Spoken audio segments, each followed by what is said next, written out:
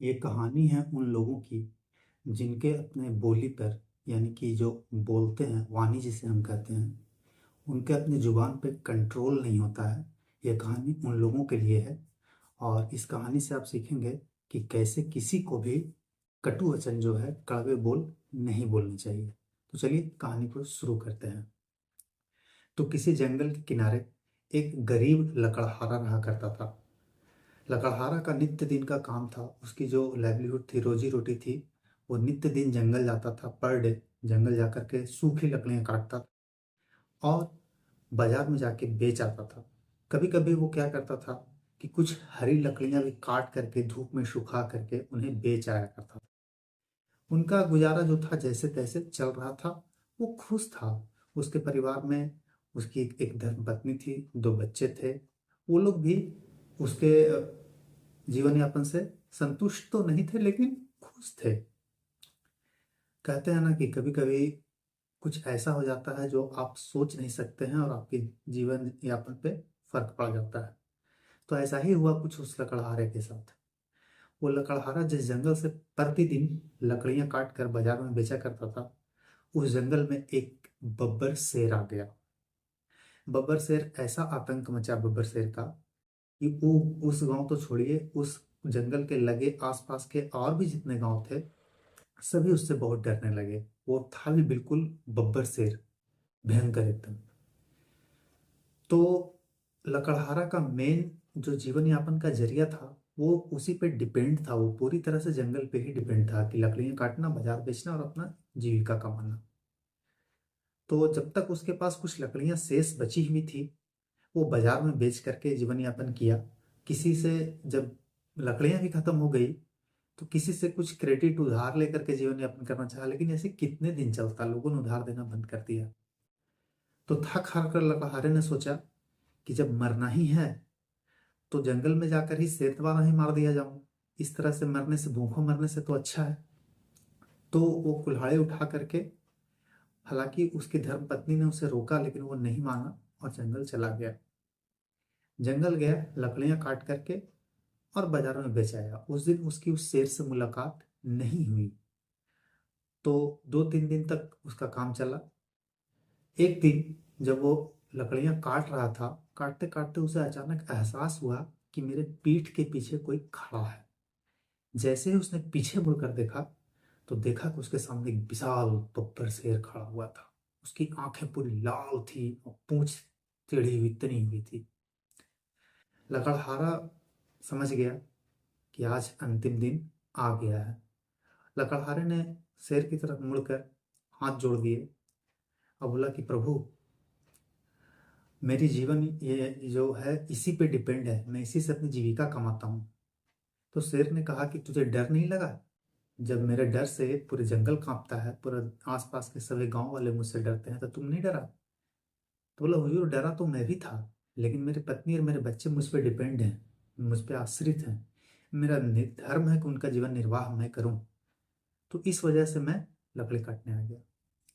शेर ने उसकी बात सुनी और उसे समझ आ गया। उसने लकड़हारे से कहा कि ठीक है, तुम जंगल में आके लकड़ियां काट सकते हो, लेकिन सिर्फ और सिर्फ सूखी लकड़ियां या जो पेड़ फूट हो गए हैं, जिनमें आगे शाखाएं नहीं निकलेंगी, उन्हें ही काटना। और जो पेड़ हरे हैं या छोटे पेड़ हैं जो बाद में बड़े हो सकते हैं, उन्हें हाथ नहीं लगाना। लकड़हारा मान गया। वह पहले की तरह प्रतिदिन जंगल जाता, सूखी लकड़ियां छांट छांट कर, खोज खोज कर, तोड़ तोड़ कर, काट काट कर बाजार ले जाता और बेचता। धीरे धीरे ये चर्चा जो है वो एक गांव से दूसरे गांव में फैलने लगी। अगल बगल होते होते ये बात फैल गई कि एक ऐसा बहादुर लकड़हारा है जो उस बब्बर शेर से बिल्कुल भी नहीं डरता है, बल्कि उस बब्बर शेर के जंगल में जा करके वो लकड़ियां काट के लाता है और बेचता है। कहते हैं ना कि गुरूर और अहंकार एक ऐसी चीज है जो सर चढ़ जाती है। धीरे धीरे लकड़हारे को भी लगने लगा कि मैं बहुत बहादुर हूँ।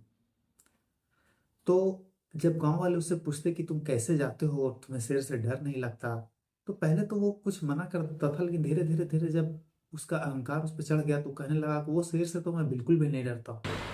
वो आता है तो मैं उसे बैठता हूँ, चुपचाप खड़ा रह तो खड़ा रहता है, बोलता हूँ बैठ जा तो बैठ जाता है। वो शेर मेरा कुछ नहीं बिगाड़ सकता। बल्कि मैं तो शेर को पूंछ से पकड़ कर इधर उधर कर देता हूँ।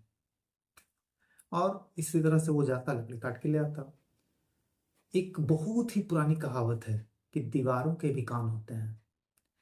ये जो बड़बोलापन था लकड़हारे का, ये धीरे धीरे धीरे धीरे होते हुए उस बब्बर शेर के कान तक पहुंच गया। बहुत दिन के भांति एक दिन लकड़हारा जब लकड़ियां काट रहा था, तो उसे फिर से अचानक महसूस हुआ कि पीछे कोई खड़ा है। जैसे ही वो पीछे मुड़ा, तो देखा कि उस दिन से भी भयंकर मुद्रा में वो बब्बर शेर खड़ा हुआ था। आंखें पूरी लाल थी एकदम, और पूरा तना हुआ। आज उसको लगा कि आज तो कुछ गड़बड़ है। वो पूछा कि महाराज, आज आप अचानक आए इस तरह से मुद्रा में, मुझसे कोई गलती हुई? तो शेर ने कुछ नहीं कहा। उसने लकड़हारे से कहा कि तुम अपनी कुल्हाड़ी उठाओ, मेरे पीठ पर एक जोरदार वार करो। लकड़हारा बोला, महाराज, अगर आप मुझे मारना चाहते हैं तो ऐसे ही मार लीजिए। मैं आप पे कुल्हाड़ी चलाऊं और आप मुझे मार दें। तो शेर ने कहा कि तुम कुल्हाड़ी मारते हो या मैं तुम्हें मार दूं? तब लकड़हारे ने सोचा कि मरना तो ऐसे भी है, ऐसे भी ये मुझे मार ही देगा। जो बोल रहा है कर ही देता हूं, देखता हूं क्या होता है। फिर लकड़हारे ने अध अधमन से, अनमने मन से अपनी कुल्हाड़ी उठाई और एक जोर का वार उसकी पीठ पे कर दिया। खून का फव्वारा छूट पड़ा। शेर ने कहा कि आज से ठीक 1 महीने बाद तुम इसी स्थान पर आकर मुझसे मिलना, और तब तक तुम इसी तरह से अपनी जो यापिका है, जीवन यापन जो करते हो, लकड़ियां बाजार ले जाकर बेचते हो, अपने बच्चों का लालन पोषण करते हो, तुम इसी तरह से करते रहो। समय बीतते देर नहीं लगती। 1 दिन से 2 दिन हुए, हफ्ते हुए, 15 दिन हुआ, महीना भी आ पहुंचा। वो दिन भी आ पहुंचा जिस दिन शेर ने उसे बुलाया हुआ था। नियत समय पर लकड़हारा पहुंचा उस जगह पर, तो देखा शेर वहीं खड़ा था, पहले से इंतजार कर रहा था। लकड़हारे ने हाथ जोड़ दिए, बोला, महाराज बोलिए। बोला, तुम आके मेरे पीठ का घाव देखो कैसा है। तो लकड़हारा हिम्मत करके उसकी पीठ के पास गया, देखा घाव भर चुका था। बहुत ज्यादा तो कंप्लीट नहीं भरा था, लेकिन फिर भी भर चुका था, बेहतर हालत में था। लेकिन उसका निशान जो था वो वहीं पे लगा हुआ था कि यहाँ किसी चीज से चोट लगी है, हमला हुआ है, अटैक हुआ है। तब बब्बर शेर ने कहा कि जानते हो, तुम जब मुझे पहली बार मिले और बताया कि मेरा जीवन यापन यही है, मेरी बीवी बच्चे मुझ पे आश्रित है, तो मुझे तुम पे दया आ गई। लेकिन तुमने गांव वालों के सामने और अन्य लोगों के सामने जो मेरे बारे में क्या क्या कहा, कि तुम मुझे पूंछ से पकड़ कर इधर उधर कर देते हो, ये कर देते हो, वो कर देते हो। जानते हो, तुम्हारा कुल्हाड़ी का वार जो है ना, मेरी पीठ पे तुम देखो वो भर गया है। लेकिन जो तुम्हारे द्वारा कहे गए अपशब्द और कटु वचन है, कठोर वचन है, वो मेरे दिल पे अभी भी वैसे ही हैं जैसे तुमने कहे थे।